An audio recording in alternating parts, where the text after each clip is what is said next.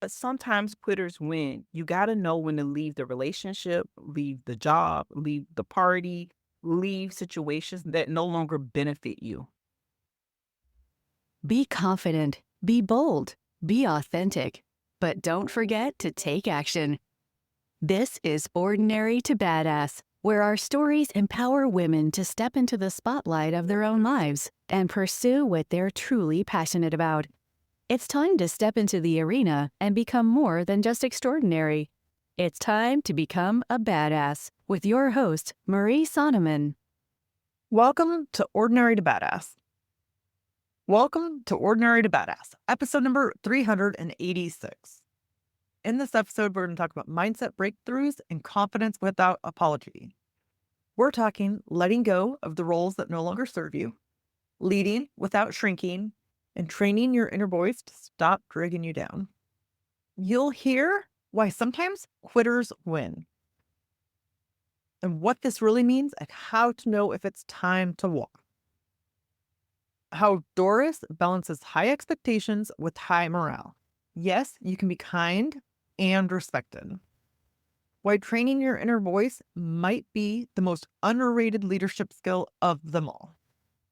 What's up, badass? Welcome to Ordinary to Badass, the podcast that helps women lead louder in rooms that were not built for them. Today's episode is for the woman who's been fighting her way forward and maybe even feels stuck in a position, a room, or a relationship that just doesn't feel right anymore. I sat down with Doris Jackson-Shazier, author, leadership coach, and certified powerhouse. She's built high-performing teams, trained over 70,000 employees, and is still out here making space for women who never saw someone like them on top. Okay, first segment is the badass move of the week. This week's badass moves goes to all the women leaders who are going out of their way to build culture, not just check the boxes. This came from a couple different people that I heard from on Instagram, and I love what you're doing. Sometimes it's just the seemingly small things that make a huge difference on the impact of the culture where you're working. So you know who you are. You're the ones who are taking your team out to dinner, which I freaking love. That hits the pocketbook a little bit, right? But from the kindness of your heart and your own wallet or purse, I should say purse.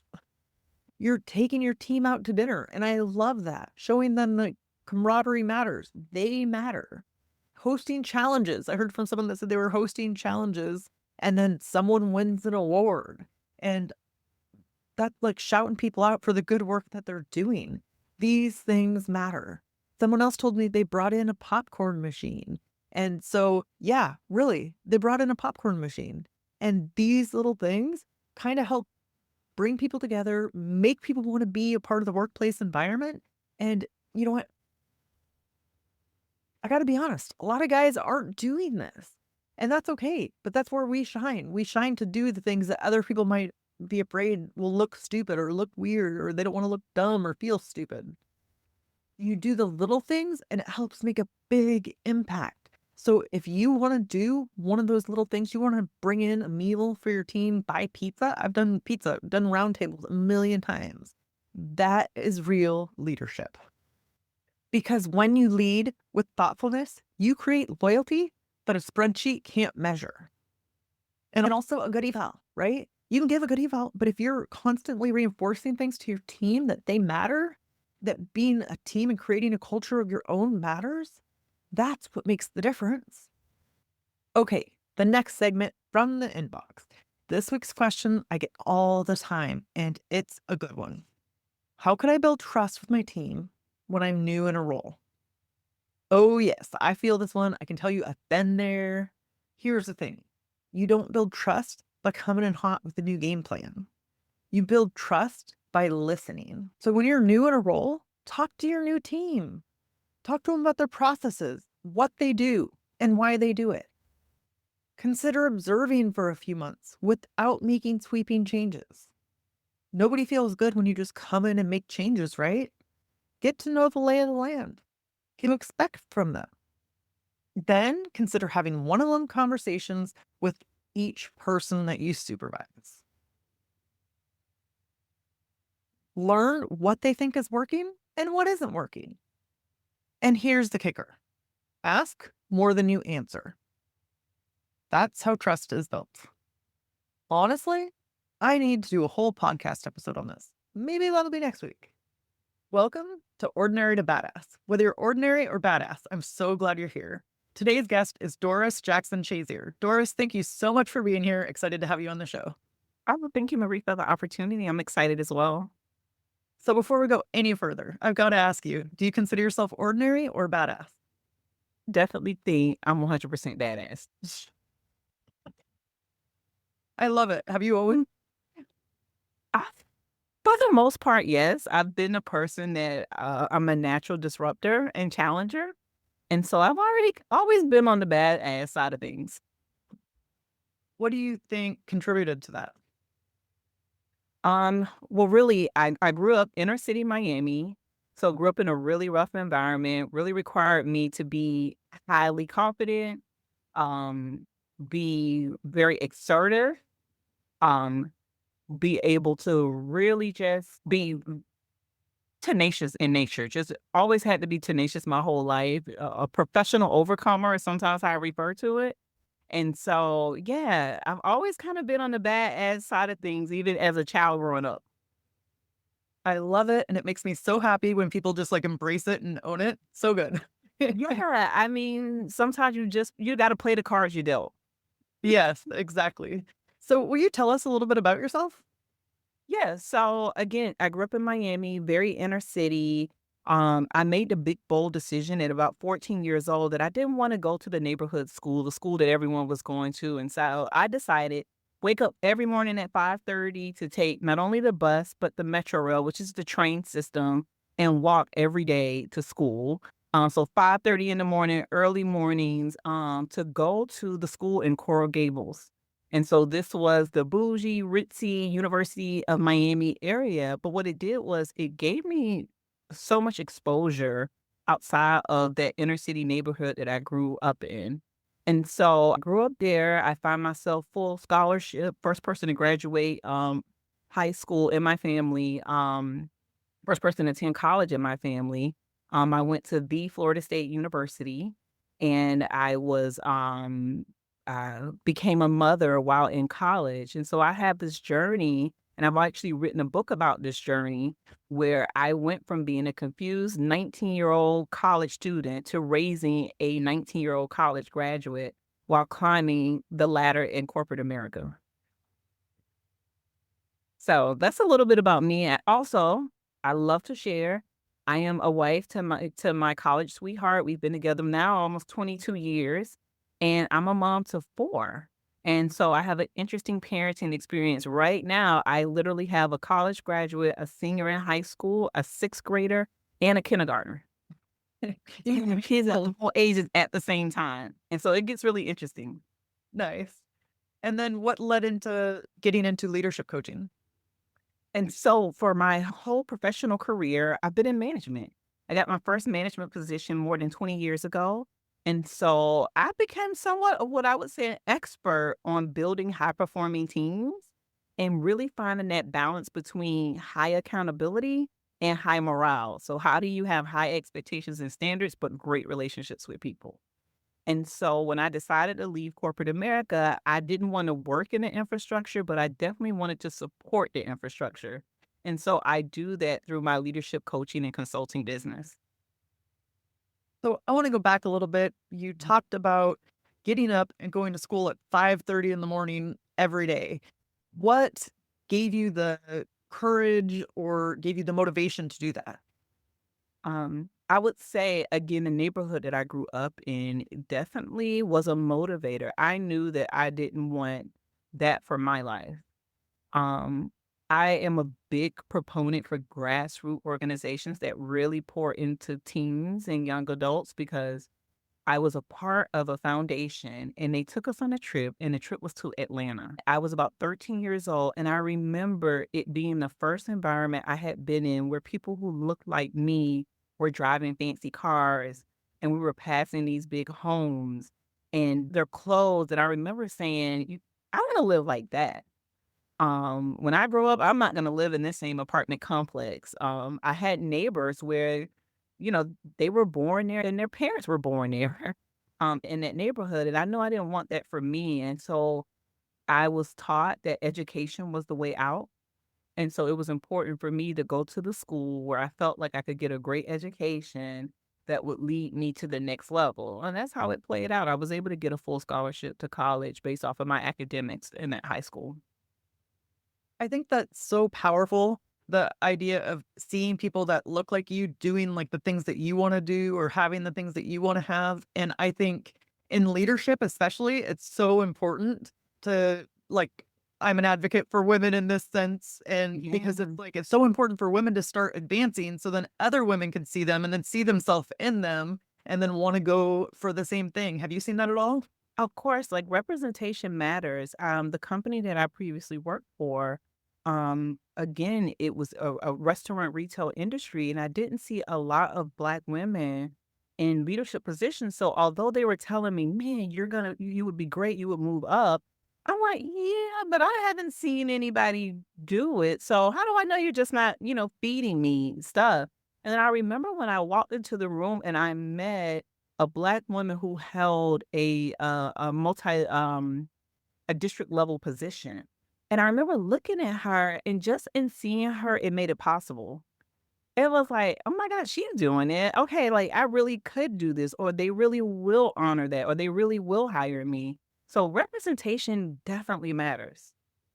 Yes, I totally agree. You mentioned the fact that nobody had graduated high school in your family and then nobody had graduated college. What did that motivate you to do it, or where did Yeah. that come from for you wanting to do that? Yeah, well, it motivated me not only to want to do it because again, although so I come from a generation of teen parents, and so circumstances really prevented them from being able to excel, but they always had a strong belief that education was the way. And so I was raised by my grandmother who just really drilled that in and wanted to see me go. And so it's like I wanted to almost make it to the promised land. Like I really wanted to be able to do what was in their heart to do, but their circumstances didn't really allow. Because again, they were teen parents, so they prioritized, family and the children over necessarily the education. And so while I had that opportunity, I wanted it to be the focus. And I like to say it took a lot because shortly after making it to the collegiate level, I found myself pregnant. And so the weight of the world felt like it was on me because here I am, was supposed to be the person to make a difference or not do it the way that it had already been done. And then I found myself in the same predicament. What it did was it made me dive deep. I didn't want to be a product of the same circumstances where we now circumvent education because of this. And so I did both. I had my daughter, I became a parent, I went to school full time, and I worked full time until I got that degree. So, what would you say to the woman that's out there that's in that moment right now, like feeling like, "Oh my gosh, I want to do different," or "I want to, do things the way I thought they would be, or the way my family had intended for them to be." What would you say to her? I would encourage you to put one foot in front of the other. Sometimes we get caught up in either looking too far ahead or looking behind us. I don't know if you've ever heard the saying that depression is driven by focusing on the past, and anxiety is driven by focusing on the future. It's really about being present. And so if you're finding yourself in a situation or a predicament where you don't know which way to go or you don't know how it's going to turn out, just put one foot in front of the other. Never would I have imagined, especially during the time that I was pregnant with my daughter at 19 years old, that I would be the senior director of field leadership development for a 70,000 employee company, writing all the training content, making six figures in a company car and a black card and all of those things. I could not see those things in that moment. And so sometimes you really can't see them, but if you put one step in front of the other, it tends to work out. What do you do for like your confidence or your mindset to be able to power through those hard times? Yeah. And so we really have to get good about how we speak to ourselves. And so I'm pretty good about the reframe, what I call it. Yeah, I'm really good at the reframe in which I see the situation for what it is, but I have a disciplined approach about looking at it differently. How does this work for me? What do I learn from it? what can I do about this? And so I focus on that reframe. And then also, I'm really, really guarded or protective about the tone that I use with myself. I don't think people think about that. Like, what tone or what voice do you speak to yourself in? Do you find yourself criticizing? Like your inner voice, does it criticize you? Is it mean to you? Does it always think of the worst? You got to train your inner voice. And so I think that's one of the things that I've gotten pretty good about is training my inner voice. My inner voice is, hey, so you made a mistake. Now what? So there's grace there. There's patience there. There's a learning or a growth mindset there versus negativity or judgment or criticism. So train your inner voice. So if you are in the moment and you catch yourself and you say you're like, "Oh, I'm so stupid. I can't believe I did that." And you notice that you're saying that, what do you do? Yeah. And that's where that reframe comes in. It's like, okay, so you made a stupid decision or that didn't plan out the way you want. I have a mantra, a couple of them, right? I don't lose, I learn. So there's never a loss. It's just a learning opportunity. And fear and faith can't occupy the same space. So I need to make a choice right now. Am I going to be scared or am I going to have faith? But they both can't exist in the same space. And so I choose in that moment. Another very practical step that works for me is also worship and worry can't occupy the same space. And so when I find myself worrying, I put on worship music or I put on gospel music and it's hard to listen to the words. It's hard to sing the words and still feel worried. And so I do that to physically encourage myself when maybe the inner talk isn't quite working. I'm like, hey, let me put on this music and start becoming encouraged by those words. Yeah, and I think so often we aren't taught, like, just because you're feeling a certain way, like, there's a different way you can feel, or there's things like you're talking about, like, you can put on some music and it might completely change your vibe. Yeah. I know, like, in the past, I used to think, like, well, this is just how I'm feeling. Like, there's not a way to change it. You just think I feel how I Yeah. feel. Like, being intentional really can help you, like, up your vibe or up your mood. Yeah, no, and we're definitely in control of how we feel. And we get to choose that. And so, yeah, worship and worry can't occupy the same space. And so if I'm worrying a lot, I'm putting on worship music because I physically have to stop worrying. I cannot worry at the same time that I'm listening to this message that is reminding me of just how strategic God can be and how, and just, yeah, I can't do it at the same time. So it's very effective for me. Yeah, for sure. Oh, yeah, I just think it's super powerful, to find something that works for you, that makes you happy, and then adjust and try doing that instead. And it's like, what's it gonna hurt? If you're just trying like something new and like, does this Mhm. work for me? It's like, Yeah. I don't know. Usually it's not gonna hurt anything. It's just testing and experimenting for what works for you. Definitely. And there's like certain songs out there that the words just fit every season, every situation. I can't remember the artist's last name, but his first name I believe is Cody, and it's called Relentless. And he talks about how he leaves the 99 to come after the one. Like, how special are you that if there's 99 standing there, that he notices that the one is missing? It's like, I can't be discouraged when when you have those moments where you feel alone or you feel like, does God see me right now? Like, all this stuff is happening.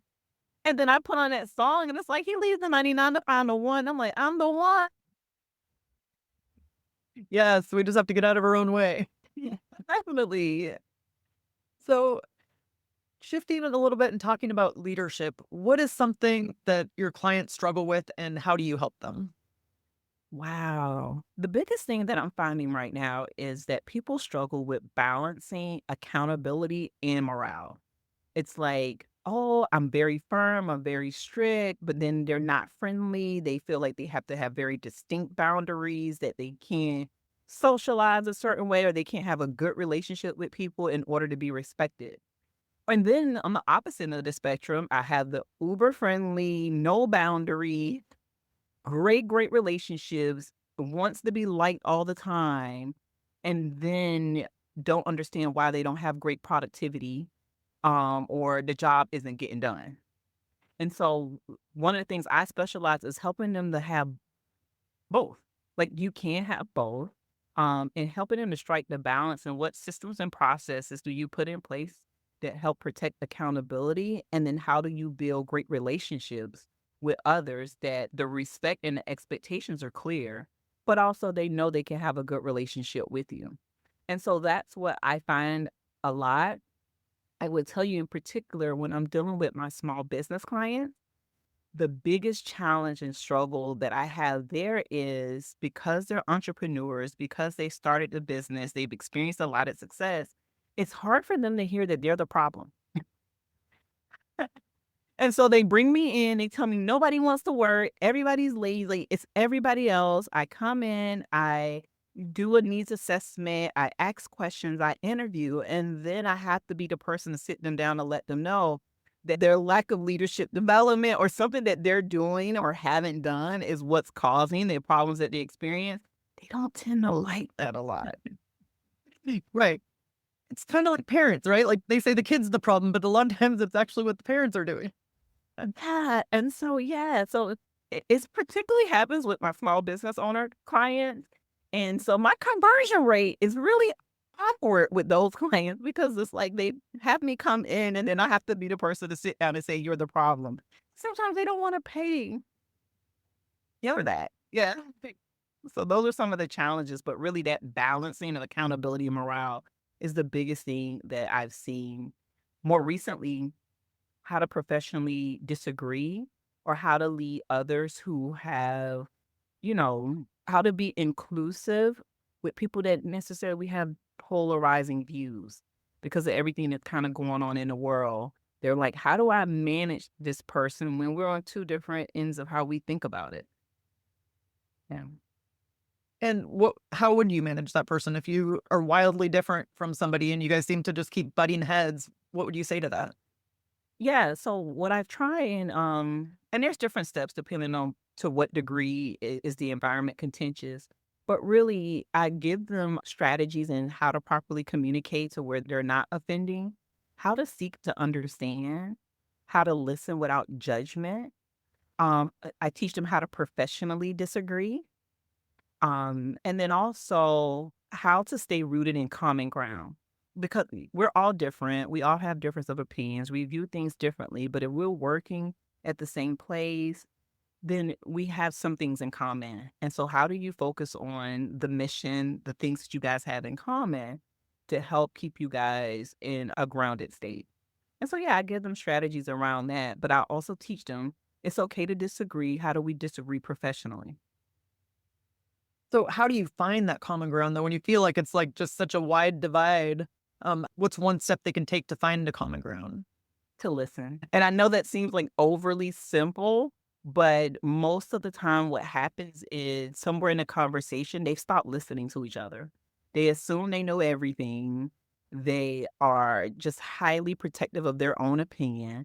And they just shut down and they literally stop listening to each other. And so my first thing would be listen and suspend judgment. Really just try and understand where this person is coming from. It does not mean you're agreeing with them to listen and understand where they may be coming from or how they got to that end result. I think that's the most simplest, easiest thing that I could think of is oftentimes when they're heavy in disagreement, they stop listening to each other.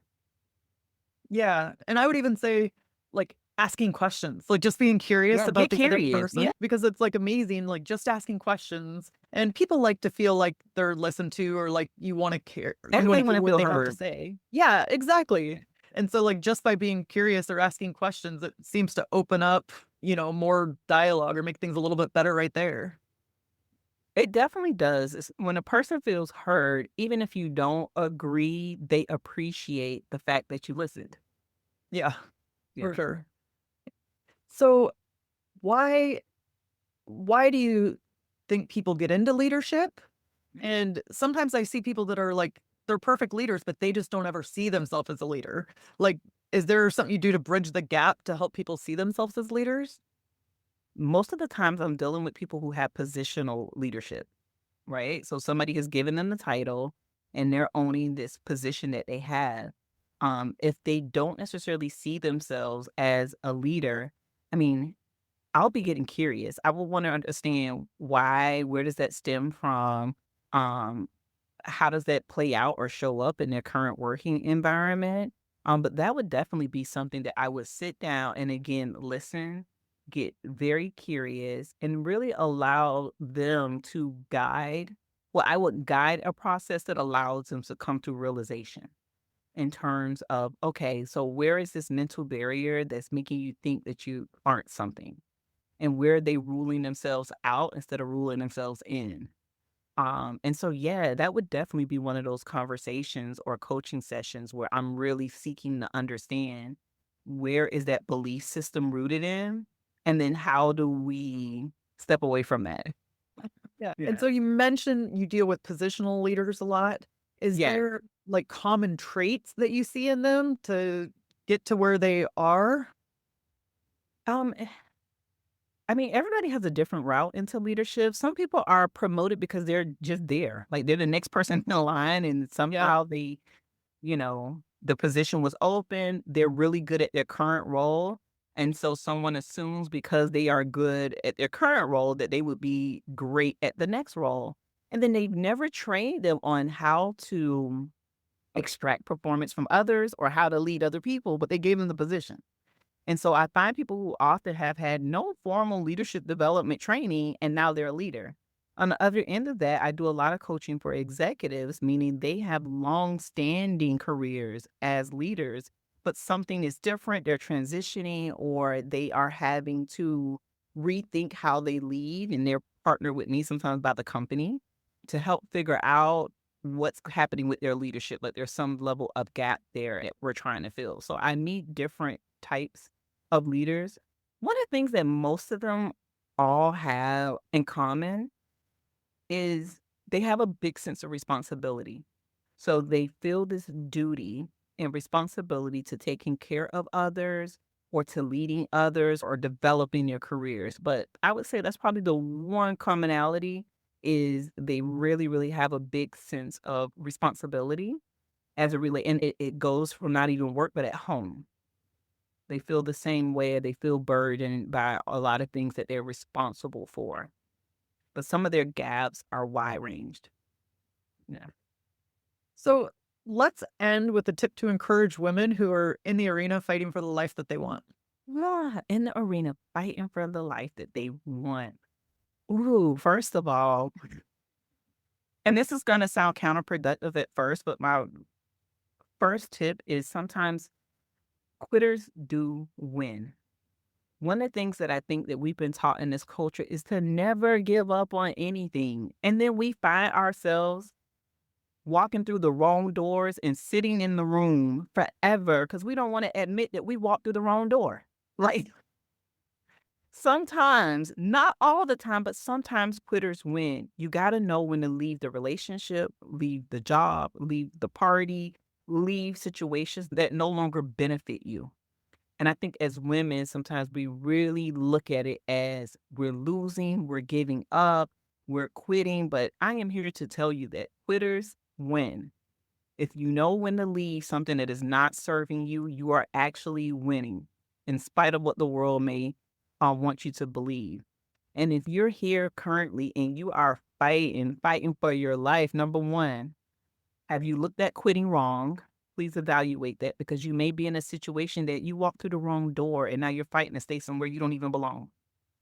Um, and then the other element of that is know your worth. I deal with a lot of women who never negotiate salaries, who are afraid to self advocate, who value themselves based off of the feedback of others. Learn you, know your worth, and know who you are. And when you have that level of confidence, you tend to walk through the right doors. You tend to stay just the right amount of time because you can easily see and identify when something is no longer serving you. Oh, to be yours, you heard it. Quitters win. And then also, What was the second one you said? Know your worth. Value? Oh, your worth. Thank you. Yeah, know your worth. And know your worth. I love that. So powerful. Doris, how can we connect with you? So definitely easiest way is my name is DorisJackson-Shazier.com. I am highly, highly social on LinkedIn, Facebook, and Instagram at Shazier Coaching Consult. But definitely check out my website. I'm an author of 2 books. The second book is dropping in June. The first one dropped last year. But definitely check out my website, DorisJackson-Shazier.com, and it has my information. Awesome. Tell us about your book in June. Book in June, it's called Pieces to Peace: How I Overcame Corporate and COVID. And really, it is my healing journey of leaving corporate America in pieces and what I did to gain back my peace. So this is for the people who are navigating toxic work environments. Maybe you're healing from a toxic environment, but I'm going to walk you through the process and the steps that I use to go from pieces to peace. Can't wait for it to come out. Thank you so much, Doris, for coming on the show. You've been a total badass, and I've enjoyed hearing your story. Thank you so much. I appreciate it. And with that, we'll end our show. Tell the badass women out there staying in the arena, wherever you are, whatever you're doing, own it and get after it. Okay, wasn't that episode with Doris amazing? I absolutely loved it. Now, here we're going to talk about the pop culture punchline. So, do you remember that moment in Sex and the City where Carrie Bradshaw looks big in the eye and says, I am someone who's looking for real love. Real love. Ridiculous, inconvenient, consuming, can't live without each other kind of love. That wasn't just about romance. It was about refusing to settle. That's about choosing yourself even when it feels scary. Even when it means walking away from the thing that should be enough. But it isn't. And that's exactly what Doris did. She didn't stay stuck just to save face. She didn't keep the title, the paycheck, or the role that no longer served her. She chose clarity over comfort, power over pretending. Because sometimes quitters actually win. Okay, for the challenge of the week, I want you to ask yourself, where am I staying? Because I don't want to look like a quitter. Then ask, what would I change? If I believed quitting wasn't a weakness, it was wisdom. So again, you're asking yourself, where am I staying? Because I don't want to look like a quitter. And then what would I change if I believed quitting wasn't a weakness? It was wisdom.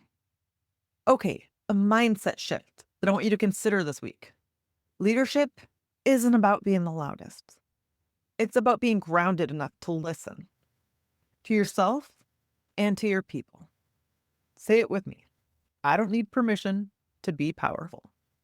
If you love this episode, share it with the woman who's been doubting herself, but quietly plotting her comeback.